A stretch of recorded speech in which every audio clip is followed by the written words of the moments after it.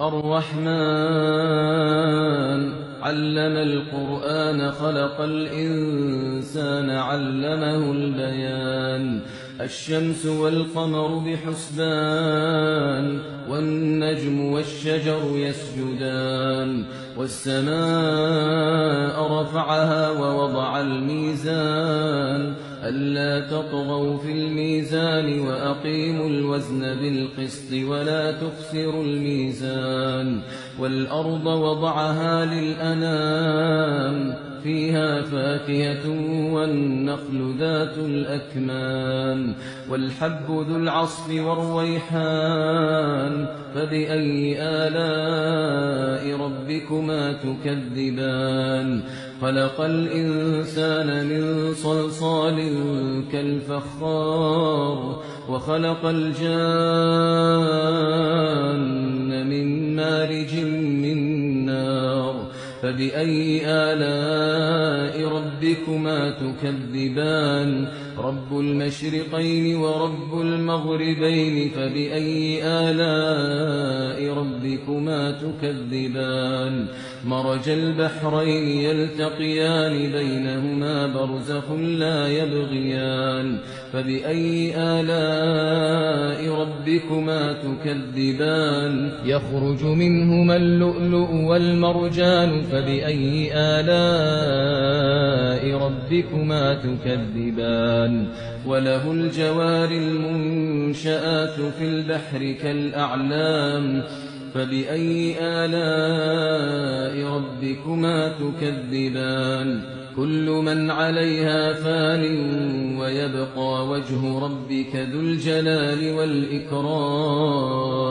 فبأي آلاء ربكما تكذبان يسأله من في السماوات والأرض كل يوم هو في شأن فبأي آلاء ربكما تكذبان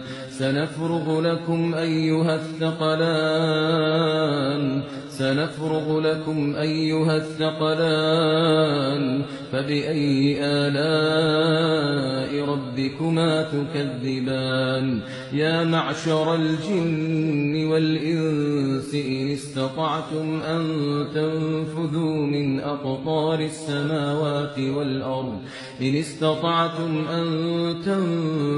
من أقطار السماوات والأرض فانفذوا لا تنفذون إلا بسلطان فبأي آلاء ربكما تكذبان يرسل عليكما شواظ من نار ونحاس فلا تنتصران فبأي آلاء ربكما تكذبان فإذا انشقت السماء فكانت وردة كالدهان فبأي آلاء ربكما تكذبان فيومئذ لا يسأل عن ذنبه إنس ولا جان فبأي آلاء ربكما تكذبان يعرف المجرمون بسيماهم فيؤخذ بالنواصي والأقدام فبأي آلاء ربكما تكذبان هذه جهنم التي يكذب بها المجرمون يطوفون بينها وبين حميم آن فبأي آلاء ربكما تكذبان ولمن خاف مقام ربه جنتان فبأي آلاء ربكما تكذبان ذواتا أفنان فبأي آلاء ربكما تكذبان فيهما عينان تجريان فبأي آلاء ربكما تكذبان فيهما من كل فاكهة زوجان فبأي آلاء ربكما تكذبان متكئين على فرش بطائنها